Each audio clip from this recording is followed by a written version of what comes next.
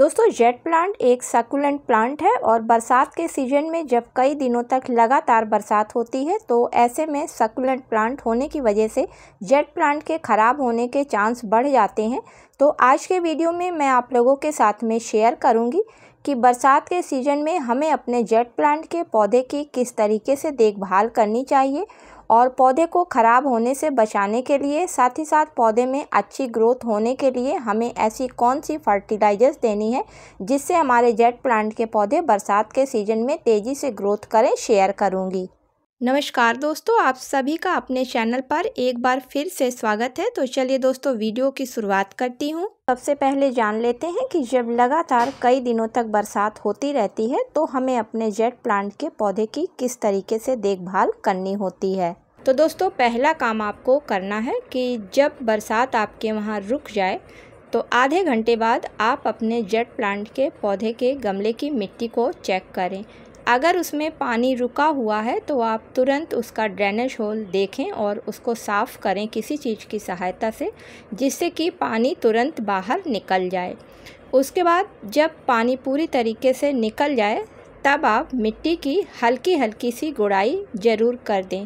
क्योंकि दोस्तों जब पानी कई दिनों तक लगातार गिरता रहता है तो मिट्टी के जो एयर पॉकेट होते हैं वो बंद हो जाते हैं, जिसकी वजह से पानी ड्रेनेज होल से बाहर नहीं निकल पाता है और वो पानी गमले में कलेक्ट होता रहता है और उसी कलेक्ट पानी की वजह से पौधे की जड़ें और पौधे के तने गलने लगते हैं। दोस्तों जब आप गमले की मिट्टी की धीरे धीरे करके गुड़ाई कर लें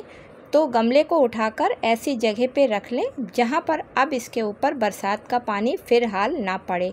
जिससे कि मिट्टी नीचे की धीरे धीरे सूखती रहे और लूज मिट्टी होने की वजह से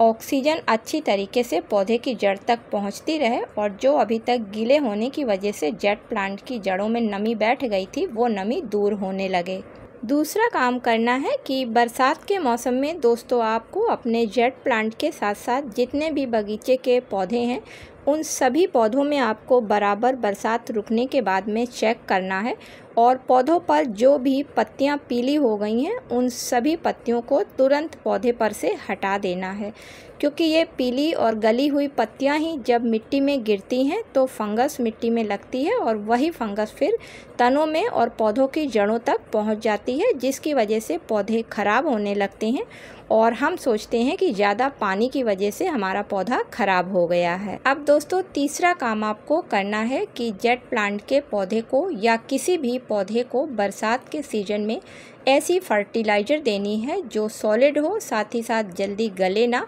जिससे कि पानी में वो बह ना सके, क्योंकि अभी तक सभी प्रकार के पेड़ पौधों को गर्मी की वजह से लिक्विड फर्टिलाइज़र दी गई थी 3 से 4 महीनों के बीच में और अब मिट्टी में सब पोषक तत्व तो पानी से बह चुके हैं, इसलिए पौधे काफ़ी कमज़ोर हो गए हैं। तो चलिए देखते हैं कि जेट प्लांट के पौधे को हमें कौन सी फर्टिलाइज़र देनी है। तो दोस्तों आज यहाँ पर मैं अपने जेट प्लांट के लिए जो फर्टिलाइज़र तैयार कर रही हूँ वो दोनों ही फर्टिलाइज़र 100% ऑर्गेनिक हैं और इन फर्टिलाइज़र के इस्तेमाल से जेट प्लांट की ग्रोथ काफ़ी अच्छी होगी, साथ ही साथ बरसात के सीज़न में उसमें किसी तरीके की फंगस या किसी तरीके की बीमारी भी नहीं लगने पाएगी। तो दोस्तों जितने भी सक्यूलेंट प्लांट होते हैं उन्हें हमेशा कोशिश यही करी जाती है कि ऑर्गेनिक फर्टिलाइज़र ज़्यादा से ज़्यादा दी जाए, क्योंकि केमिकल फर्टिलाइज़र्स काफ़ी गर्म होती हैं और इसका ज़्यादा इस्तेमाल करने से ये पौधे ख़राब हो सकते हैं।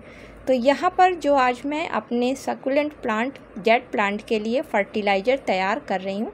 उसमें जो पहली ऑर्गेनिक फ़र्टिलाइज़र के रूप में ले रही हूँ वो नीम खली के पाउडर को।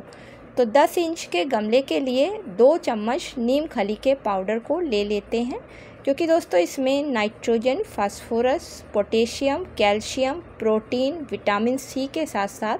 कार्बोहाइड्रेट और अमीनो एसिड काफ़ी अधिक मात्रा में पाया जाता है, जिसका कि जब बरसात के सीज़न में पौधों पर इस्तेमाल किया जाता है तो पौधों की ग्रोथ काफ़ी अच्छी हो जाती है। इसी के साथ साथ इसको इस्तेमाल करने से पौधे की मिट्टी में अगर किसी भी तरीके के कीड़े, फंगस या फिर बैक्टीरिया वगैरह लगे होते हैं तो वो दूर हो जाते हैं, तो बरसात में सभी प्रकार के पेड़ पौधों पर इस फर्टिलाइज़र का ज़रूर इस्तेमाल करना चाहिए। अब दोस्तों इसमें इस्तेमाल करने के लिए जो दूसरी ऑर्गेनिक फर्टिलाइज़र को लेना है तो वो चाय की पत्ती, जो कि सभी के घरों में किचन में काफ़ी आसानी से मिल जाती है। तो यहाँ पर 10 इंच के गमले के लिए 1 चम्मच फ्रेश चाय की पत्ती को ले लेती हूँ और इस फ्रेश चाय की पत्ती में नाइट्रोजन की परसेंटेज सबसे अधिक पाई जाती है, जिसकी वजह से जब पौधों पर इसका इस्तेमाल किया जाता है तो पौधों की पत्तियों में काफ़ी चमक आ जाती है,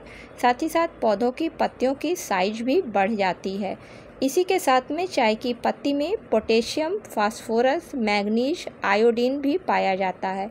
साथ ही साथ चाय की पत्ती एक नेचुरल एंटीऑक्सीडेंट का भी पौधों पर काम करती है, जिसकी वजह से पौधों में किसी तरीके की बीमारी या फंगस नहीं लगती है। अब दोनों चीज़ों को आपस में मिला लेते हैं और मिलाने के बाद में गुड़ाई करी हुई मिट्टी में जड़ को छोड़कर चारों तरफ धीरे धीरे करके मिला देते हैं।